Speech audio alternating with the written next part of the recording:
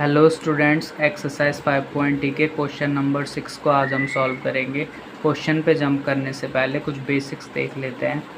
Fraction किसको बोलते हैं? कुछ भी इस तरीके से अपॉन में लिखा हो, 7/8, 9/12, 6/7, कुछ भी इस तरीके से अपॉन में लिखा हो उसको फ्रैक्शन बोलते हैं।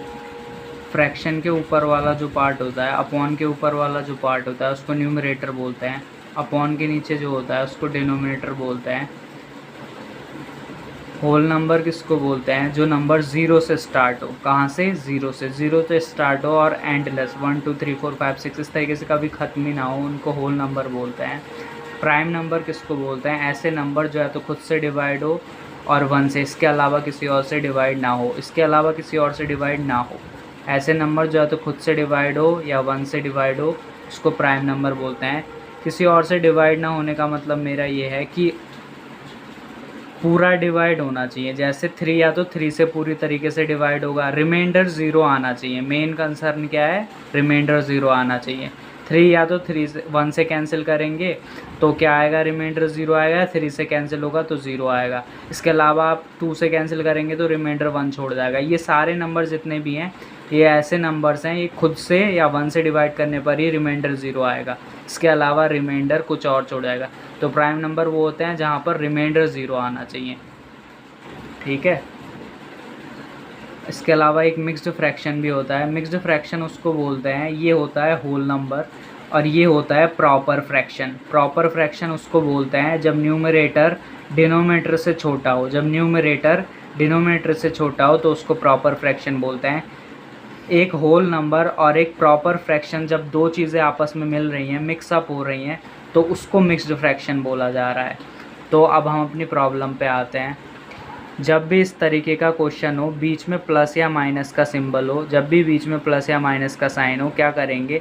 डिनोमिनेटर में जो नंबर हैं उनका एलसीएम लेंगे। तो हम जो नंबर्स हैं उनका एलसीएम लेते हैं। 15, 20। मैंने कॉमा इसलिए लगाया क्योंकि ये प्लस से ये सेपरेट है और ये प्लस से 20 सेपरेट है। करते हैं। जब भी हम एलसीएम लेंगे प्राइम नंबर्स का यूज़ करेंगे। इसके अलावा आपको कोई नंबर और यूज़ नहीं करना है। Always use prime number. ठीक है। जब भी आप एलसीएम लेंगे प्राइम नंबर का यूज़ करेंगे। करते हैं 2 से 15 2 के टेबल में नहीं आता इसलिए एज इट इज़ उतर जाएगा। 20 को करते हैं 2 1 जा 2, 0 एज इट इज़ उतर जाएगा। फिर से 2 से करते हैं 15 इसके टेबल में नहीं आता इसलिए एज इट इज़ उतर जाएगा। 2 5 जा 10। अब 5 से कर लेते हैं। 5 3 जा 15, 5 1 जा 5। जब तक दोनों तरफ 1 नहीं आ जाता तब तक एलसीएम लेते हैं। अब 3 से कर लेते हैं। 3 1 जा 3, 1 एज इट इज़। दोनों तरफ 1 आ गया तो ये जो चीज़ आई है ये हमारा एलसीएम है। इसको हमेशा मल्टीप्लाई में लिखते हैं। 2 × 2 × 5 × 3। इसमें ऑर्डर मैटर नहीं करता। आप मल्टीप्लाई में तो चीज़ों को कहीं भी किधर से कहीं लिख दीजिए, आंसर आपका सेम ही आता है। तो मल्टीप्लाई करा लेते हैं। 2 2 जा 4, अब 4 5 जा 20, अब 23 जा 60। तो हमारा जो एलसीएम आया वो कितना आया? 60। तो हमारा जो एलसीएम आया है वो आया है 60। तो 60 हम लिख लेते हैं। डिनोमिनेटर का एलसीएम लिया था ना, इसलिए एलसीएम भी डिनोमिनेटर में ही लिखा जाएगा। अब हम ये देखेंगे कि इस 15 के टेबल में 60 कितने टाइम्स आता है। 15 के टेबल में 60 कितने टाइम्स आता है? 4 टाइम्स। उस 4 की मल्टीप्लाई ऊपर वाले 4 से करा देंगे। बीच में प्लस का साइन था, एज इट इज़ रह गया। अब इसी तरीके से 15 का जैसे देखा था हमने, इसी तरीके से 20 के टेबल में 60 कितने टाइम आता है? 3 टाइम्स। उस 3 की मल्टीप्लाई 17 से करा देंगे। अब आगे सॉल्व करेंगे। आगे सॉल्व करने से पहले आपने एक बोर्ड मास रूल सुना होगा। बोर्ड मास रूल कहता है bracket of divide multiply addition subtraction. हमेशा लेफ़्ट से राइट जाएंगे, हमेशा लेफ़्ट से राइट। अब यहाँ देखिए लेफ़्ट से राइट जाते समय प्लस से पहले क्या आ रहा है? मल्टीप्लाई। इसीलिए यहाँ ऊपर वाले पोर्शन में मल्टीप्लाई प्लस से पहले सॉल्व होगा। 4 4 जा 16, बीच में प्लस का साइन। 17 3 जा 51 अपॉन 60। अब इन दोनों को ऐड कर लेंगे। ऐड कर लेते हैं 50, मैं यहाँ साइड में ऐड कर लेता हूँ। 51 में 16 ऐड कर लेते हैं। ये 6 और 1 7 और 5 और 1 6, ये कितना आ गया 67/60। अब 60 से 67 को डिवाइड कर देते हैं। ये आंसर बिल्कुल ठीक है, आपकी बुक में आंसर मिक्स्ड फ्रैक्शन में दिया है, इसलिए मैं इसको एक स्टेप आगे कर देता हूँ। 60 से 67 को हम डिवाइड कर देते हैं। यहाँ पे सही नहीं आ रहा, मैं इधर कर देता हूँ, इधर देख लीजिए। 60 से 67 को 61 जा 60 सब्सट्रैक्ट कर लेते हैं। 7 में से 0 सब्सट्रैक्ट करेंगे 7 ही बचेगा, 6 में से 6 गया 0, तो हमारा जो रिमाइंडर आया वो कितना आया 7। इसको रिमाइंडर बोलेंगे, इसको कोशंट बोलते हैं, और ये होता है हमारा डिवीज़र।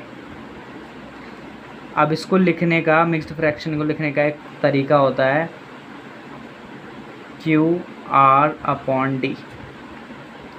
Q क्या है कोशंट, ये रहा 1, R क्या है 7 अपॉन D क्या है 60। अब ध्यान से देखिए, मेरी बात ध्यान से सुनिए। यहाँ पर देखिए, जो हमारा कोशंट होता है वो ऑलवेज़ होल नंबर बन जाएगा। जो हमारा कोशंट होता है वो होल नंबर बन जाता है। जो हमारा रिमाइंडर होता है वो न्यूमरेटर बन जाता है। जो रिमाइंडर होता है वो न्यूमरेटर बन जाता है, और जो डिनोमिनेटर में होता है वो एज इट इज़ ही रहता है, यानी डिवीज़र सेम ही रहेगा, डिनोमिनेटर ऑलवेज सेम रहेगा।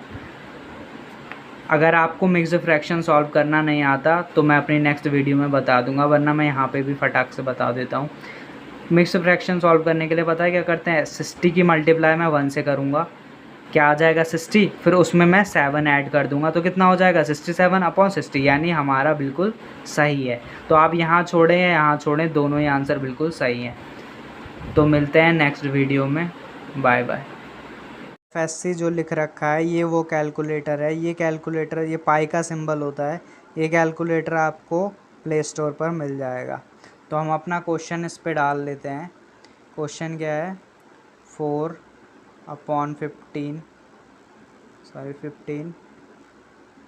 प्लस 17/20।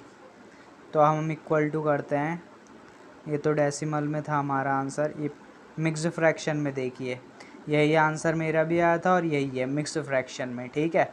तो जब भी आपको आंसर चेक करना हो आपने सही किया या नहीं, तो ये स्टेप्स तो शो नहीं करेगा लेकिन आपको आंसर दे देगा। यहाँ देखिए प्रॉपर लिखा है, लेकिन ये है मिक्स्ड फ्रैक्शन, ये मिस्टेक हो रखी है इस कैलकुलेटर में, ये मिक्स्ड फ्रैक्शन है। तो अगर आप इम्प्रॉपर देखेंगे तो इम्प्रॉपर देख लीजिए 67/60, तो ये भी सही है और ये भी सही है प्रॉपर फ्रैक्शन। ये कैलकुलेटर आपको प्ले स्टोर पर मिल जाएगा। Okay bye.